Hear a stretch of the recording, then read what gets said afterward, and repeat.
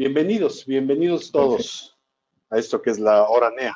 Hoy, 21 de abril del 2021, siendo ya las 19:06 horas. Como siempre, desactivamos micrófonos y cámaras para hacer nítida nuestra grabación y poder compartirla con otros miembros que por una u otra razón no nos acompañan presencialmente el día de hoy. Hoy tenemos un tema muy importante, más que interesante, es el lavado de dinero. Un tema impartido por nuestro buen amigo, socio, fundador de la red de negocios entre amigos, Ramón Cabrera. Antes de leer su semblanza, quisiera pedirles a todos nuestros participantes que están en línea que nos hagan llegar sus comentarios, sus preguntas durante la presentación o aún después de la presentación, en la que vamos a tener un espacio para dialogar, para tener preguntas, respuestas y demás, a través del chat de GoToMeeting, como lo hemos hecho en otras ocasiones. Y si me permiten, quisiera compartir un poco de la semblanza del doctor Ramón Cabrera. Entre cuates es Ramón, pero aquí cuando se lee su semblanza es el doctor Ramón Cabrera. Abogado y doctor en Derecho por la Universidad Nacional Autónoma de México. Y además eres maestro en Derecho Administrativo y Fiscal. Eres profesor de Derecho Administrativo y Políticas Públicas 1 y 2 en el Instituto Tecnológico de Estudios Superiores de Monterrey, en el campus de Toluca. Has estado trabajando en varios sectores, en el público federal, entre otras áreas, estuviste en la Consejería Jurídica del Ejecutivo Federal, la CJEF, ahí como director general de puntos constitucionales. Esto fue del 95 al 2002. En la Secretaría de Hacienda y Crédito Público, fuiste subprocurador fiscal federal de investigaciones entre el 2008 y 2014. Y en el Tribunal Federal de Justicia Administrativa, TFJA, te desempeñaste como magistrado y presidente de la Sala Especializada en Materia de Propiedad Intelectual. Esto también entre el 2014 y el 18. Has participado en diversos foros internacionales organizados por las Naciones Unidas, tanto en las oficinas de las Naciones Unidas contra la droga y el delito, un ODC, como por la Organización Mundial de la Propiedad Intelectual, la OMPI, y por el Grupo de Acción Financiera Internacional, la GAFI. Desde la Secretaría de Hacienda y Crédito Público, diseñaste y coordinaste trabajos de ley antilavado y sus normas reglamentarias, además de que participaste como conferencista en foros internacionales en materia de propiedad intelectual en los Estados Unidos, en Brasil, en Corea del Sur, Japón, Suiza y otros países. Tienes publicaciones, has escrito en libros y revistas especializados en materia de lavado de dinero, en temas de delitos fiscales y financieros, así como sobre propiedad intelectual.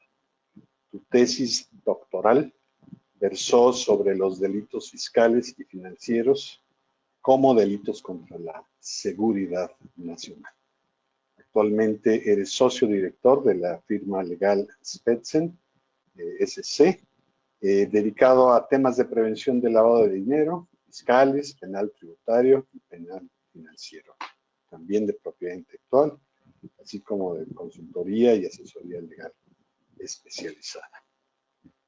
Mi buen Ramón, gracias por este tiempo que nos regalas, por la preparación que has hecho del tema, y te dejo en este momento el micrófono. Muchas gracias. Muchas gracias a todos ustedes, Jesús, Gerardo, a todos. Realmente estoy muy complacido por poder no solamente pertenecer al grupo, sino el día de hoy poder compartir con ustedes algunas experiencias que he tenido en esta materia de prevención de lavado de dinero, que es una materia realmente apasionante porque tiene unas características eh, que la hacen sui generis. Hay muchos mitos en torno a ellas, a lo que es el lavado de dinero.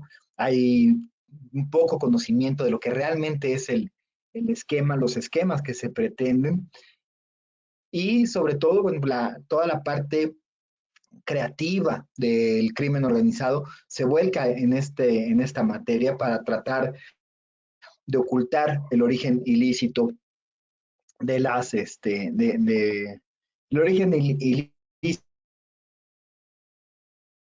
de las operaciones, de los recursos de procedencia ilícita. En este sentido, bueno, yo quisiera primero que nada comentar con ustedes lo que es el lavado de dinero para que lo tengamos todos claros, ¿no? El lavado es un conjunto de mecanismos y de operaciones orientadas a dar una apariencia de legitimidad o de legalidad a bienes o activos de origen ilícito.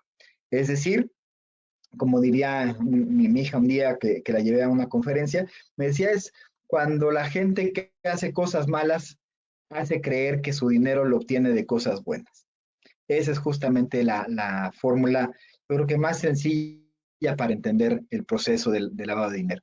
Hacer cosas malas que te generan un recurso y después hacer lo necesario para hacer que ese recurso aparezca a los ojos del resto de la sociedad y frente a las autoridades como productos de una actividad lícita y legal. En este contexto, bueno, ¿cuál es la finalidad de los esquemas de prevención de lavado de dinero? Por ahí de finales de los 80s, se vio la necesidad a nivel internacional de poner un alto a la estructura financiera del crimen organizado. Y después de muchos estudios se identificó que la parte más sencilla para el crimen y de presentar sus recursos como de origen lícito era justamente ingresarlos al sistema financiero y a partir de ahí hacer una serie de operaciones de tal manera en que fueran pasando de una mano a otra, hasta que el beneficiario final, el usuario final del recurso ilegal, pues ya pudiera presentarlo como el resultado de alguna operación legal. Entonces, la primera tarea que se dieron en los primeros integrantes del Grupo de Acción Financiera Internacional fue justamente establecer mecanismos dentro de los sistemas financieros para evitar que el dinero llegara a los bancos y que una vez adentro de algún banco, por la parte sistémica, como está construido el sistema financiero, pudiera entonces ya tener un libre flujo al interior de la red sistémica del mundo financiero y bueno, eventualmente poder llegar no solamente de una mano a otra, sino pasar de una jurisdicción nacional a otra jurisdicción, haciendo cada vez más complejo el combate al delito. En todo este contexto, este primer mandato que se le da al Grupo de Acción Financiera Internacional por parte de los países del Grupo de los 20 es que se establece las primeras reglas que se le ordena a los bancos lleven a cabo para identificar a sus clientes, conocer a sus clientes y eventualmente rechazar hacer operaciones con personas que se pudiera identificar que el origen fuera de los recursos que estuvieran ingresando a sus bancos fuera ilícito. Este primer esa primera tarea, ese primer objetivo del Grupo de Acción Financiera Internacional ha venido en los años modificándose, se le han venido agregando algunos temas. Hacia el año 2001, bueno, tuvimos el evento de los actos terroristas a las Torres Gemelas y bueno, ahí se amplió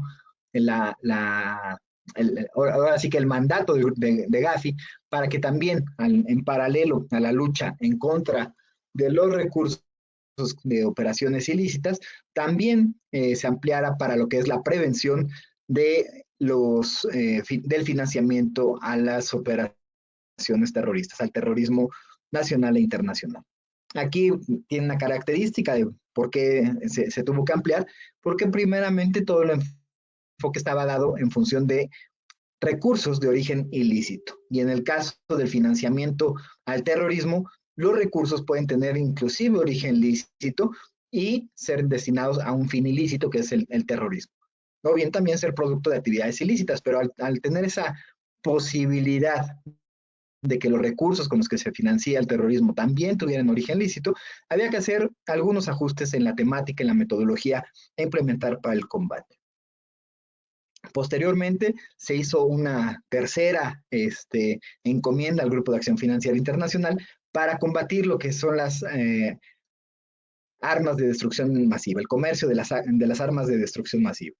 Y finalmente, lo último que se está observando es un encargo que se les está haciendo a los Estados miembros para que vean la posibilidad de ampliar el mandato del grupo a efecto de que se combatan también los actos de corrupción y los actos de evasión fiscal.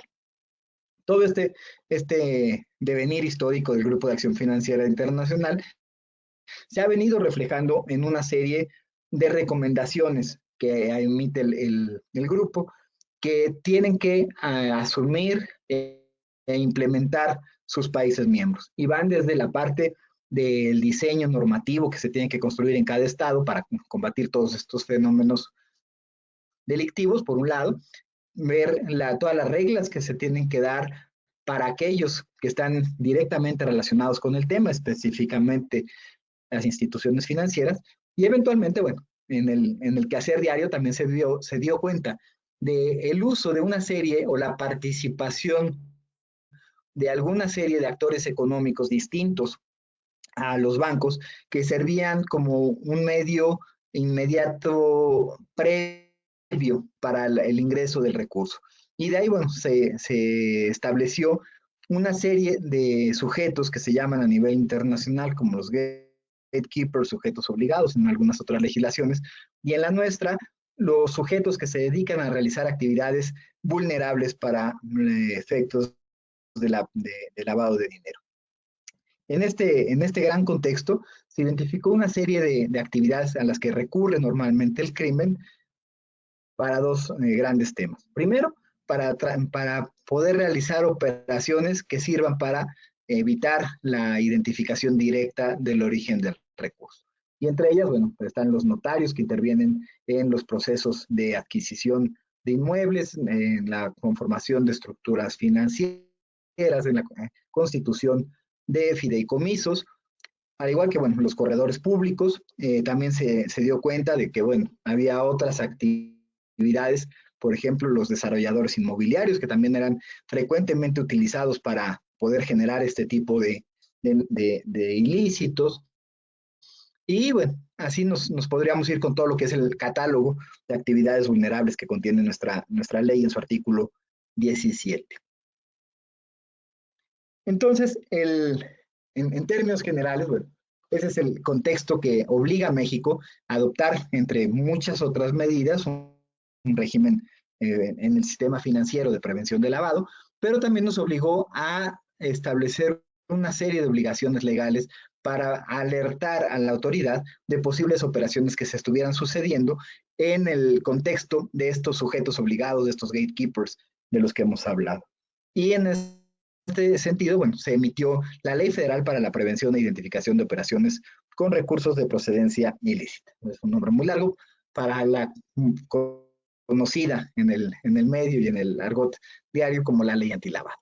Esta ley antilavado mexicana tiene algunas características que no tienen las leyes antilavado de otros países, pero sin embargo, una vez que fueron presentadas y expuestas las razones y la estrategia general del contenido de nuestra ley, el Grupo de Acción Financiera Internacional lo adoptó y la aceptó como una ley que cumplía con los estándares que ellos pretenden que se cumplan a nivel internacional.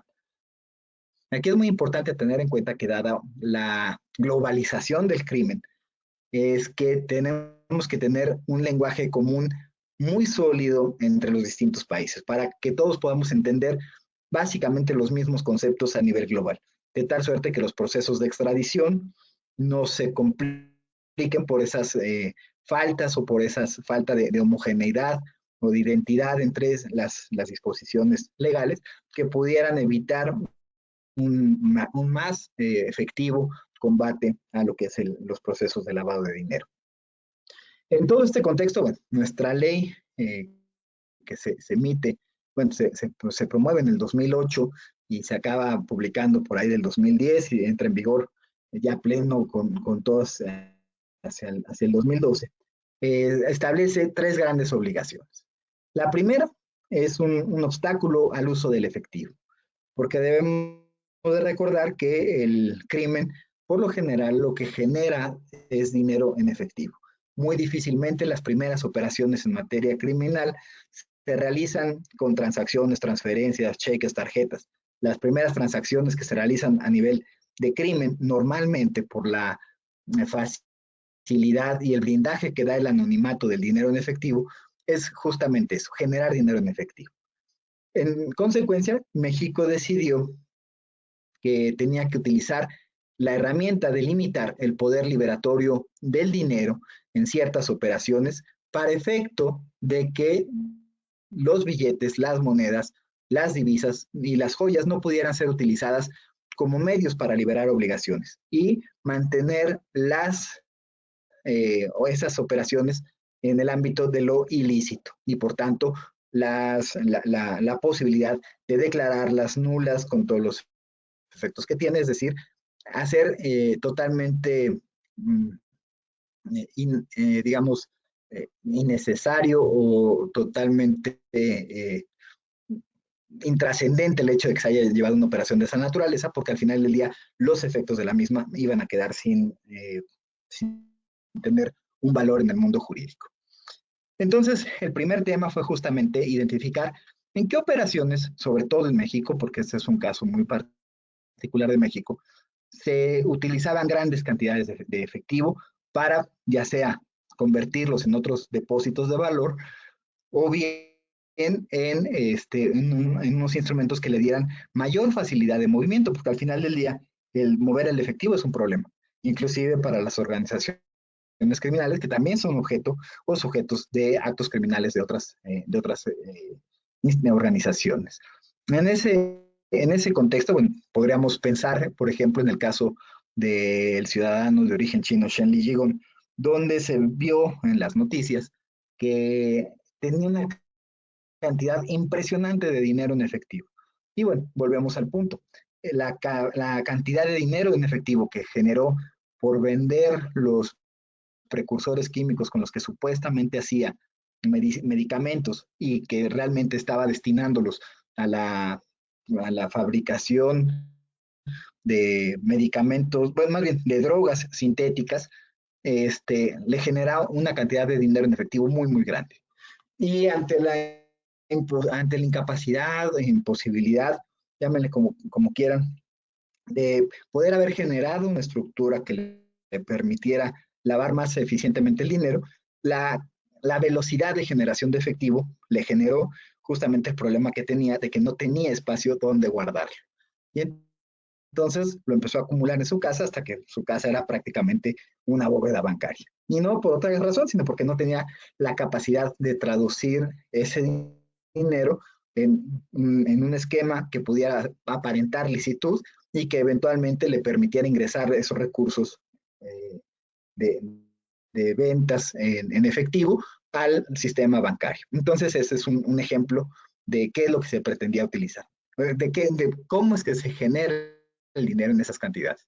Imaginemos igual lo que ocurre en el narcotráfico en la calle, pues los usuarios de las drogas, pues consumen, obviamente, adquieren las drogas con dinero en efectivo. O sea, no van a dar su tarjeta de crédito ni van a expedir un cheque para el pago de sus dosis y bueno, lo hacen en efectivo.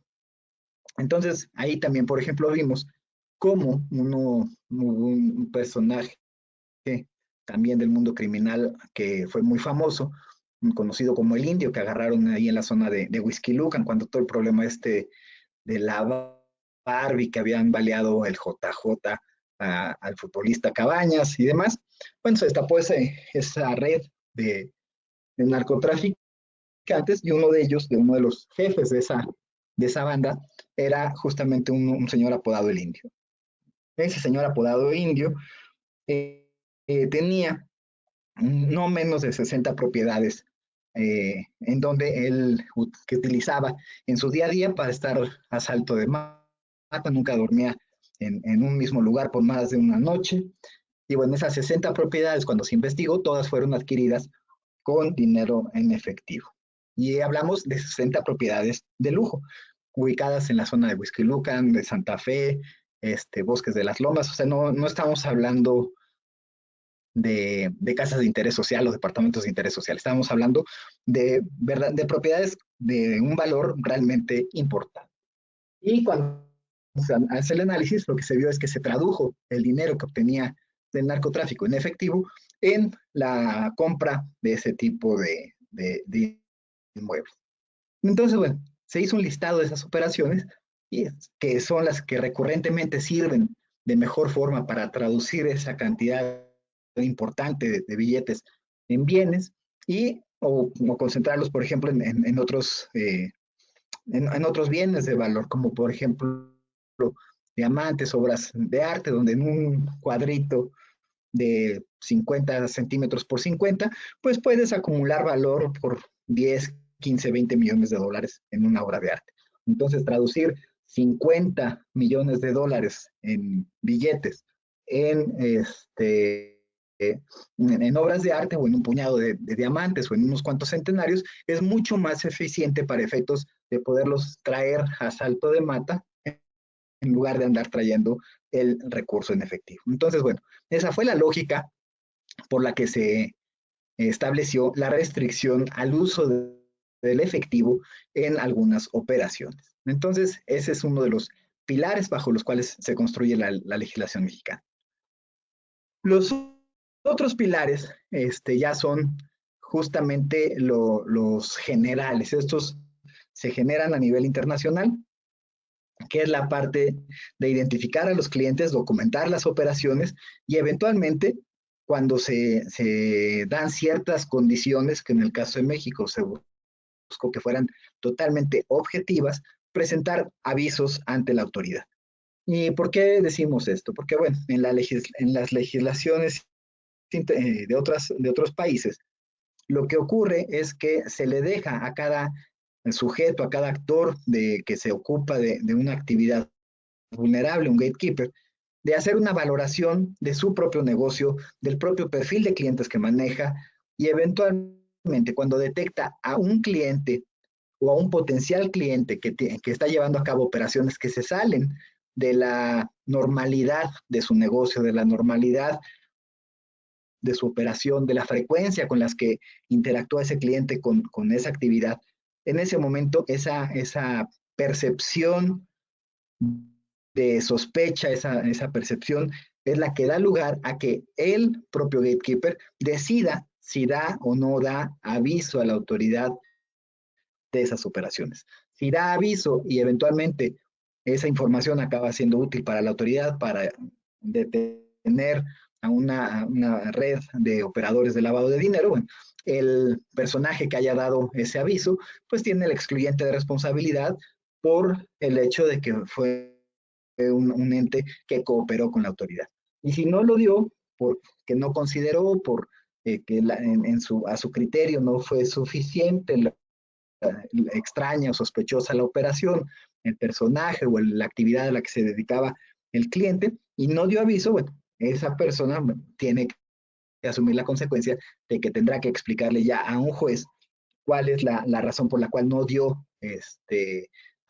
aviso y eventualmente participó en un esquema de lavado de dinero. Entonces nosotros, si nos regresamos al año 2008, 2010, estábamos en una parte muy álgida de lo que era la que ahora se conoce como la guerra contra el narcotráfico. Y en ese contexto de esa guerra, pues obviamente los niveles de violencia estaban incrementándose sustantivamente a nivel nacional, cosa que no ha bajado, pero bueno, en esos momentos eran los esquemas de alarma. Desgraciadamente, bueno, a la fecha hemos normalizado mucho la violencia, pero en esa época todavía nos llamaba mucho la atención esa vorágine con la que se estaban generando los hechos de violencia en nuestra sociedad. Y entonces, muchos de las organizaciones que agrupaban a los gatekeepers o a los sujetos obligados, nos señalaron el tema del miedo que tenían de ser ellos quienes bajo un criterio totalmente discrecional, porque les dejaba el espacio de no decir nada, y por tanto de ser presionados por la mafia, de no decir nada en relación con sus operaciones. Y en cambio, nos dijeron, busquen un esquema objetivo y a partir del esquema objetivo nosotros les avisamos. De tal suerte que no quede en nosotros ese punto de toma de decisión de si avisamos o no. Simple y sencillamente, cuando se da el supuesto, que tengamos que avisar. Esto le generó mucho más trabajo a la Unidad de Inteligencia Financiera Mexicana que la que tienen que procesar sus homólogas a nivel internacional, pero bueno, por esas razones, ese contexto es que se decidió establecer el catálogo de actividades vulnerables, por un lado, y los montos que en términos de normalidad general promedio de cada una de esas actividades se consideraron lo suficientemente importantes como para ya dar lugar a los avisos. Sin embargo, bueno, muchas de estas actividades vulnerables por su propia naturaleza conllevan, por ejemplo, a la identificación del cliente y a la documentación de la operación. Pongamos el caso de una compraventa de una casa, pues obviamente el notario tendrá que estar identificando al cliente, tendrá que estar documentando en el contrato de compraventa la operación, y bueno, eso es lo que queda sentado. En otros casos, la compraventa de automóviles, pues igualmente quedan asentados en los registros de la agencia con la expedición de la factura, que se convierte en México en una especie de título de propiedad en el caso de los automóviles. Y bueno, y en general podríamos ir hablando de una serie de actividades que sí identifican al cliente por su propia naturaleza y queda documentado. Hay otras actividades que no tienen esas características, por ejemplo, lo que era el tema de los juegos de apuesta. En ese sentido, bueno, pues eso es un mecanismo al que recurría mucha gente muy suertuda que sacaba 5 o 6 veces la lotería o que se ganaba 30 o 40 veces el premio de la rifa de la kermés de la iglesia del pueblo, y bueno, pues ahí acreditaban de alguna manera el origen lícito del recurso, cuando en realidad pues no es que fueran tan suertudos, sino que simple y sencillamente había maquinaciones para comprar los premios en efectivo, inclusive dando mayores cantidades que hubiera obtenido el verdadero titular del billete premiado, para efectos de que se los vendiera y eventualmente pues, el maloso pudiera acreditar que era el dueño del billete y con ello acceder al recurso. Y ahí, bueno, pues hay algunos casos que fueron famosos, como el de cierto gobernador de Veracruz, que, que era muy suertudo y se ganó 3 veces el premio gordo de la lotería, por ejemplo, ¿no? Pero bueno, este tema de la identificación y documentación de las operaciones es un estándar que sí se ocupa a nivel internacional, y el tema de la presentación de los avisos ese es el que cambia un poco, porque en tanto que a nivel internacional, en la mayoría de los países, si no es que en todos los países, salvo México, el elemento para la toma de decisión de dar aviso o no es justamente el criterio del sujeto que realiza la actividad. En el caso mexicano, son los montos los que dan lugar a que se avise o no de las operaciones que son previamente determinadas como vulnerables para esquemas de lavado de dinero. ¿Cuáles son las sanciones por incumplir con las obligaciones en materia de prevención de lavado de dinero? Bueno, tenemos actualmente que los rangos ya actualizados van de los 18,000 pesos prácticamente a los 180,000 en cuanto a incumplir con obligaciones genéricas de los gatekeepers, incumplir con la presentación en tiempo de los avisos, la presentación de avisos sin cumplir todos los requisitos, incumplir con los requerimientos de la Secretaría de Hacienda, en este caso del SAT o de la UIF, para ampliar la información o dar los documentos soporte de la operación en casos de investigaciones ya particulares de lavado de dinero, no solamente de inteligencia. Son los esquemas que tienen estas sanciones.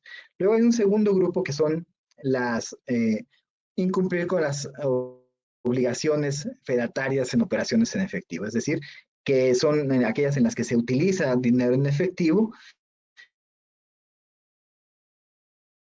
y esas van de los 180,000 a los 900,000 pesos prácticamente. Y la omisión de la presentación de avisos y la participación en actos o operaciones prohibidas con efectivo, esas tienen unas cantidades que van de los cerca de los 900,000 pesos a casi los 6 millones de pesos como rango de sanciones. Obviamente la ley tiene un parámetro de donde se establece que bueno, la aplicación de una sanción o la imposición de una sanción tiene que estar correlacionada con el valor de la operación en sí mismo al momento de hacer la tasación de la sanción. Sin embargo, bueno, también hemos visto que en algunos casos ya en la práctica, que la autoridad no en todos los casos maneje sus criterios y aplica sanciones que de repente no guardan una debida proporción con el valor de la operación en la cual se presentó el incumplimiento. Y bueno, eso abre la posibilidad a que pueda nulificarse ese tipo de multas, ¿no? Ahora, recordemos un tema también que es muy importante. Este esquema de prevención de lavado de dinero son temas de corte administrativo. Todavía no entramos en la parte penal del fenómeno o en la parte criminal del fenómeno. Aquí lo que estamos observando es que estas medidas tienden a evitar que se cumpla, que se materialice un delito, por un lado. Pero si estas medidas no se implementan adecuadamente, pueden facilitar el uso de las actividades vulnerables para efectos de que sí dé lugar a la comisión de un ilícito penal. Y en consecuencia, muchos de los incumplimientos que se pueden dar con una sanción administrativa por incumplimiento a la ley administrativa también pueden tener una trascendencia al ámbito de lo penal. Y en consecuencia, bueno, ahí tendríamos que visualizar el fenómeno ya de lavado de dinero, no como el esquema de prevención, sino también como el esquema criminal. Serían dos acciones paralelas, independientes una de otra, con consecuencias jurídicas distintas, porque en una estamos hablando de sanciones económicas y en la otra, en el caso de lavado de dinero previsto en el artículo 400 bis del Código Penal Federal, estaríamos hablando justamente de sanciones corporales, es decir, de prisión para quienes intervienen en este tipo de actividades. En el artículo 17 de la ley antilavado, como les señalaba, se consideraron como actividades vulnerables, es decir, vulnerables a ser utilizadas para esquemas de lavado de dinero. Los activos virtuales es una de las últimas, la única modificación que ha tenido la fecha la ley, los activos virtuales, porque a nivel internacional se ha visto que estos activos virtuales que no tienen las características para ser consideradas como monedas, pero sí tienen características muy similares para tener posibilidades de ser bienes de fácil intercambio y bienes que se utilizan para la liquidación de operaciones y sobre todo que son muy recurridas para evitar la fiscalización de la autoridad en materia financiera fiscal.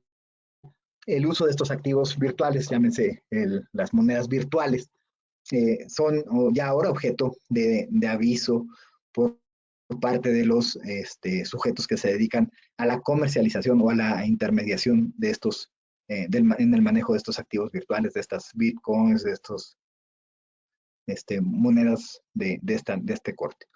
Los temas de desarrollo inmobiliario, por las razones que ya les platicaba, los esquemas de juegos y sorteos, las tarjetas de servicio y de crédito para efectos de poder identificar justamente todos los aspectos de uso de dinero no declarado por las diferencias fiscales, porque había gente que llevaba años declarando en ceros, pero tenía realmente consumos muy importantes a través del uso de tarjetas de servicio como la American Express o las de crédito que emiten prácticamente todos los bancos y las SOFOM.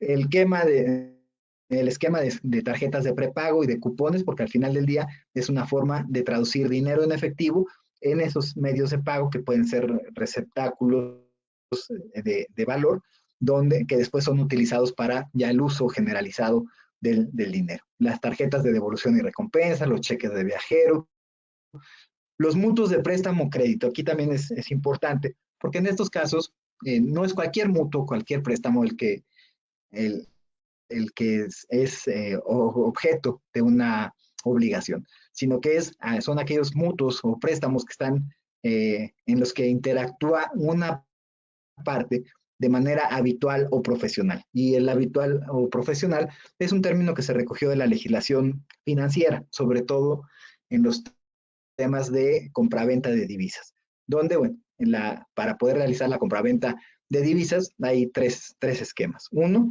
las casas de cambio, que tienen una regulación muy importante, luego, y son los medios que se utilizan para las grandes operaciones cambiarias.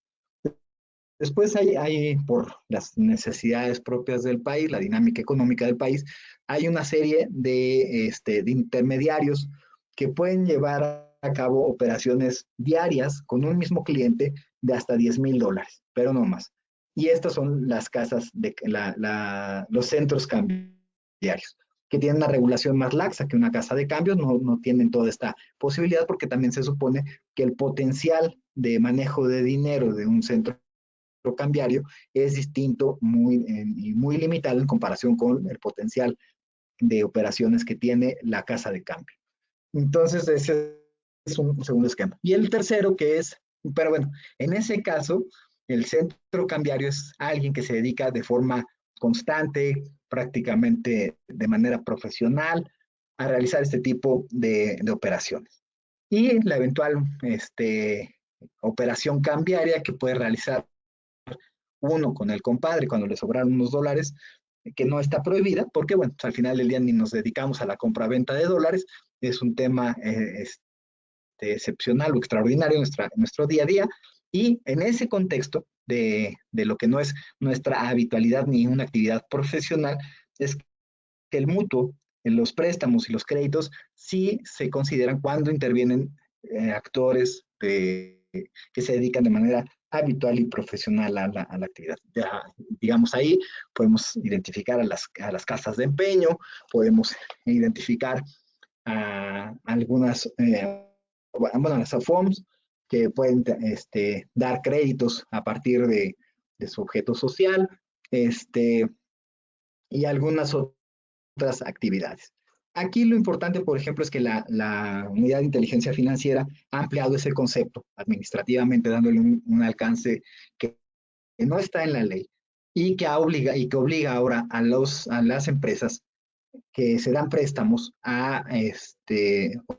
o créditos de esta naturaleza a tener que presentar los avisos considerando que se trata de una actividad vulnerable. Cuando hay veces que son empresas de un mismo grupo financiero que manejan en sus esquemas de flujo pues las facilidades para darse liquidez a alguna de las empresas del grupo económico, y bueno, no necesariamente estamos hablando de los mutuos préstamos ni créditos a que se refiere la ley, ¿no? Pero bueno, sí es importante destacar que para la unidad de inteligencia financiera sí le están dando ese alcance a ese tipo de operaciones. Tenemos el esquema, también las operaciones de blindaje de autos, por lo mismo que esos son instrumentos. Este sí es un caso que no está generalizado a nivel global, pero que en México el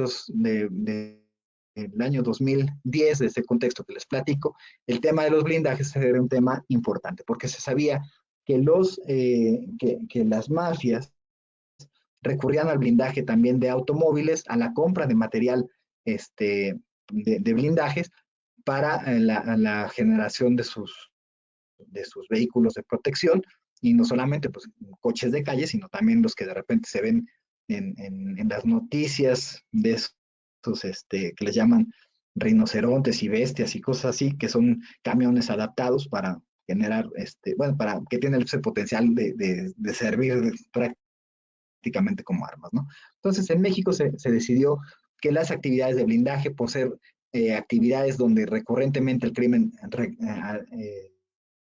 gastaba dinero, estuvieran sujetas al régimen de actividad vulnerable. En el tema de los inmuebles, pues eso sí es un tema generalizado a nivel internacional, y bueno, ya les platiqué el caso del señor indio que tenía 60 inmuebles en muy buenas locaciones, y todos ellos adquiridos en efectivo. Metales y joyas por la temática de la facilidad con la que pueden acumular valor para efectos de poder tener una mejor movilidad y una mayor facilidad de ocultamiento de los bienes y de los recursos ilícitos, al igual que las obras de arte. El tema de vehículos, bueno, hay los vehículos terrestres, marítimos y aéreos, son objeto de este tipo de controles. El tema del traslado, custodia de valores también es muy importante porque estos transportistas de valores, que está Memes, hay Panamericana de Protección, tienen la facilidad de poder mover dinero en efectivo, que es, recordemos, uno de los temas que mayor se generan en la actividad ilícita, y pueden arroparlos y esconderlos. Entonces, se solicitó que todas las operaciones de custodia de valores tuvieran que estar debidamente documentadas y reportadas en su oportunidad. Los servicios profesionales de abogados, contadores, financieros, fiscalistas y demás, que actúen en nombre y representación de clientes manejándoles sus recursos. No es un acto, por ejemplo, de defensa, de la defensa legal que un abogado tenga que reportar, sino es el ejercicio de un mandato específico para manejar dinero, recursos de terceros, los que se tienen que reportar. Igualmente los esquemas de los contadores, no es la contabilidad la materia objeto de reporte, sino que es cuando el contador o el administrador de las empresas tiene la posibilidad de manejar recursos de la empresa o de cualquier tercero. El tema de los donativos, por las características también que sirven para trasladar y arropar, sobre todo operaciones de financiamiento al terrorismo, por ejemplo, donde el financiamiento al terrorismo va a extremos que no necesariamente van a temas, digamos, ilícitos. Por decir, a nivel internacional, si alguien destina dinero a un hospital que atiende a los hijos o a una comunidad de terroristas, no obstante que sea una clínica, no obstante que ahí nada más los curen, que usen el dinero para materiales médicos, se entiende que esa es una forma de apoyar al terrorismo. Y entonces, bueno, los donativos tienen esas características. Ahora, también es cierto que los donativos a nivel en México se han dado a nivel de operaciones que sirven para ocultar el origen del donador y permiten hacer esas traslaciones de valor. Actos de comercio exterior, sobre todo los referidos a materias que están vinculadas a las actividades vulnerables. El tema del arrendamiento de inmuebles por aquellos esquemas que también se utilizaban de comprar una cantidad importante de inmuebles y pagar supuestamente rentas, y tenían un doble propósito. Uno, cambiar el dinero de dinero a inmuebles y después tener la facilidad de mantener un esquema de flujo que permitiera a las organizaciones criminales el aducir que se trataba de flujos generados por la actividad legal del arrendamiento de inmuebles. Los esquemas de fe pública, notarios y corredores en todo lo que es la parte de estructuración de sociedades, en la parte de intervención en materia de actos de comercio, incluidos los actos de comercio en materia inmobiliaria, ¿no? Y la fe pública de los servidores públicos, por aquellos casos en los cuales también se recurre por ejemplo, a los juicios para documentar operaciones de adquisición de inmuebles o de bienes mostrencos a razón de los juicios que se pueden llevar ante ellos para poder acreditar la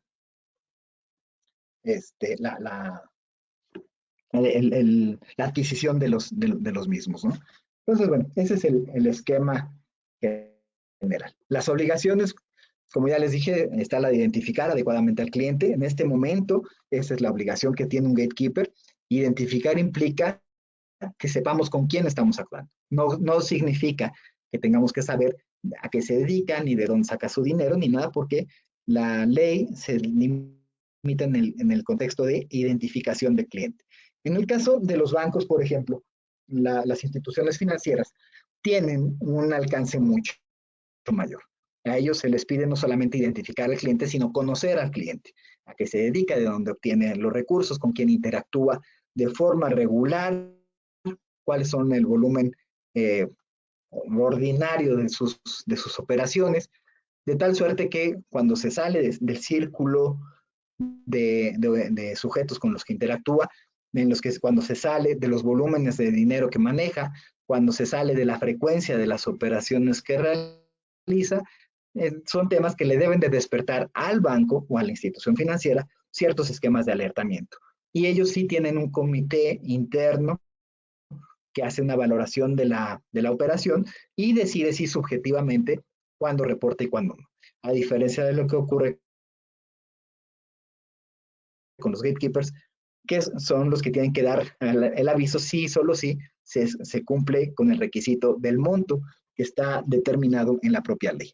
Y bueno, lo siguiente es justamente la presentación de los avisos, donde se da cuenta de la existencia de la operación, del monto de la operación, de los sujetos que intervinieron en la operación, a efecto de que la unidad de inteligencia financiera pueda tener esa base de datos que le permita eventualmente llevar a cabo toda la investigación administrativa de las operaciones.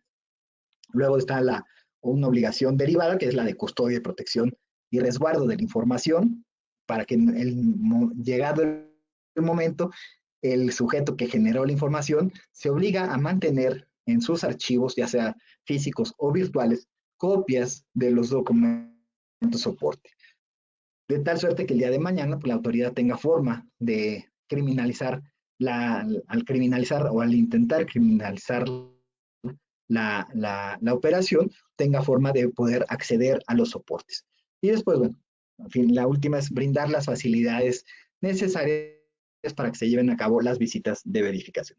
Hay una adicional que está escondida en la ley, que no queda del todo claro, de aquellos que se dedican a este tipo de actividades tienen la obligación de establecer mecanismos ideados y diseñados ex profeso para su organización, para su empresa, atendiendo a sus propios procesos, a la propia estructura organizacional que tienen, para evitar los esquemas de lavado de dinero. Esta implementación de políticas y criterios es una obligación que tienen y que no necesariamente está muy expuesta. Y de ahí que muchas veces en las visitas que hace la autoridad sea uno de los temas por donde agarran prácticamente a cualquier persona que se dedica, a cualquier persona visitada, que no tiene estos esquemas diseñados ex profeso a su organización, a su estructura, a sus actividades y a sus procedimientos, diseñados específicamente para ellos, para los esquemas de prevención de lavado. Y bueno, los lineamientos de la información, cuáles son los datos que normalmente se piden, la documentación, la integración de expedientes. Estos ya son temas ya muy particulares que se tienen que hacer, pero bueno, eventualmente lo importante es que cuando se tienen que dar los avisos es en el mes inmediato siguiente a aquel en el que se presentó la operación y se hacen el día 17 de cada mes a través de un portal que lleva y administra el SAT.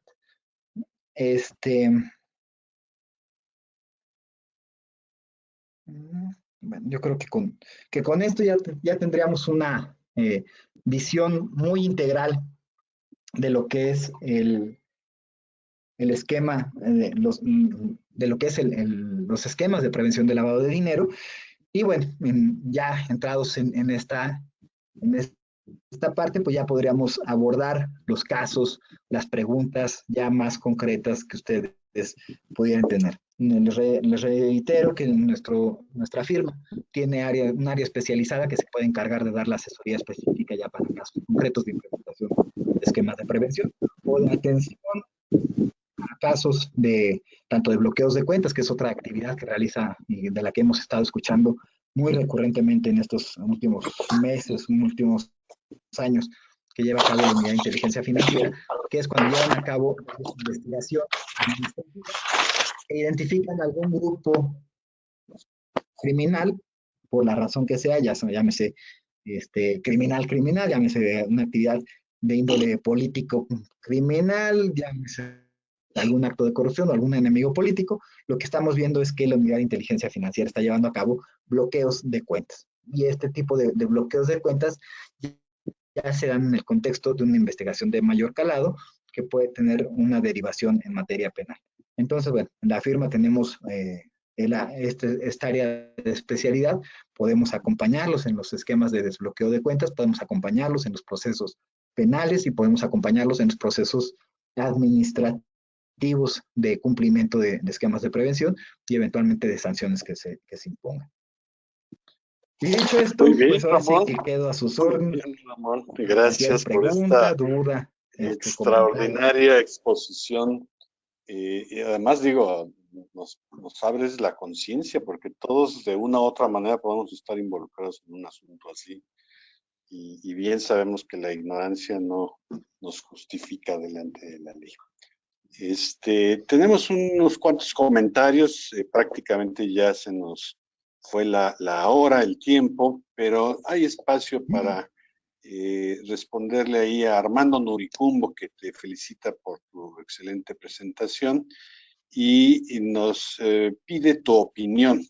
Dice así, ¿qué opinas de las criptomonedas hacia futuro? ¿Traerán mayor transparencia y trazabilidad o, por el contrario, serán el activo favorito para lavado de Mm, dinero? Bueno, yo creo que es el activo favorito para el lavado de dinero, porque tiene características equivalentes al efectivo, porque al final del día son monedas, primero que no están controladas por ninguna autoridad. Entonces, el origen no está, no es fácil de rastrear por parte de la autoridad, algo con lo que comulga o con lo que tiene identidad con el dinero en efectivo. Por el otro lado, el dinero en efectivo tiene una limitante, que el dinero en efectivo es dinero que es físico y moverlo tiene sus implicaciones.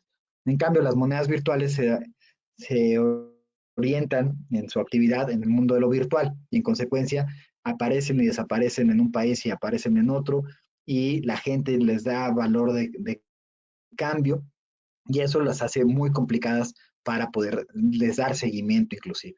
Entonces, estas nuevas posibilidades que tampoco están normadas a nivel internacional, hay países que las consideran muy pocos, pero que ya las consideran como monedas, como divisas, hay otras muchas que no las consideran como divisas ni como dinero, pero bueno, al final del día es un híbrido que, bueno, es un reto legal, es un reto para la persecución de este tipo de actividades, pero a la vez son esquemas que representan un espacio de oportunidad tanto para actividades legales, pero desgraciadamente también para actividades ilícitas. Mucho del comercio internacional criminal y sobre todo los de mayor valor son operaciones que se cubren actualmente en monedas virtuales. Entonces, el futuro de estas operaciones, digo, llegaron para quedarse, no van a desaparecer, pero hacia dónde se dirijan y cómo, y si los gobiernos van a tener la capacidad para darle seguimiento, no lo sé. Y también el otro hecho de que al no tener un origen específico, donde podamos encontrar cuál es la fuente, origen de ese recurso, pues entonces también es muy complicado poderla rastrear, ¿no? Entonces eso es uno de los grandes retos que en la economía actual y la del futuro inmediato implica. Inclusive ya hay bancos hay bancos centrales que quieren implementar, eso sí, monedas auténticamente virtuales, porque esas sí están respaldadas, esas sí tienen un origen, sí están vinculadas a una economía formal, a una institución, y bueno, tienen unas características distintas de las criptomonedas que hoy por hoy conocemos, ¿no? Pero digamos, hacia allá se está moviendo el mundo y es difícil prever el alcance que lleguen a tener y la forma en la que se vayan a regular. Además, cuando le encontremos la cuadratura al Bitcoin, nos va a aparecer el Mesacoin o el Tripticoin o lo que quieran y tendremos que empezar de cero, ¿no? Otra vez. Así va a ser. Muchísimas gracias, Ramón. Tenemos aquí varios comentarios. Comentarle a todos nuestros asistentes que la presentación se les va a hacer llegar con la anuencia de Ramón. Francisco Armand, me alegra que tu pregunta se haya resuelto con la presentación, también la tendrás. Y bueno, siendo las 8:01, quisiera pedirle a Rodrigo que se ponga en escena y nos des unas palabras de despedida, mi buen Rodrigo, por favor. Claro que sí, Jesús, con mucho gusto. Pues primero que nada, agradecer con mucho afecto a Ramón por esta excelente presentación que nos ha hecho. El tema del lavado de dinero, como él comentó, que nos ha acompañado desde los años 80 para acá, es un tema que ha llegado para quedarse y sobre el cual se va a continuar construyendo legislación en todo el mundo.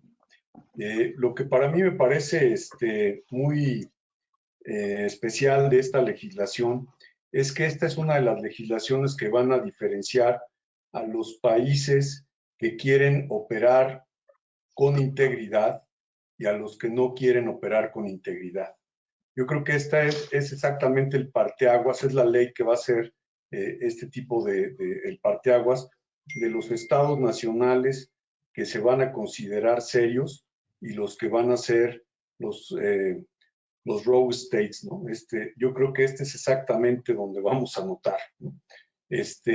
Por ahí he leído que en la India, por ejemplo, para limitar el uso de efectivo, su billete de más alta denominación, creo que es el de $5 o el de $10 o algo así, el equivalente a $10.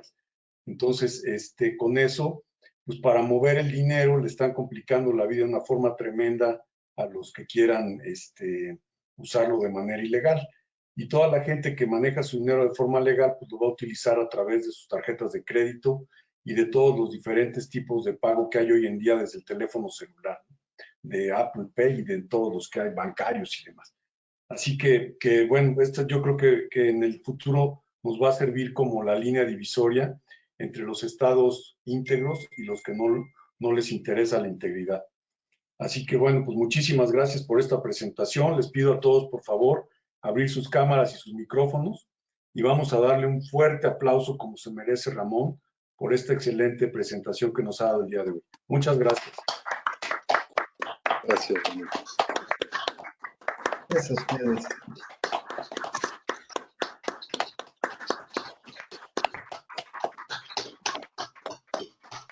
Qué gusto verlos, por cierto. Muchas gracias. Gracias. Y también doy la autorización correspondiente para que se circule la presentación. Y bueno, quedamos atentos a cualquier duda, asesoría, consulta que quieran hacer.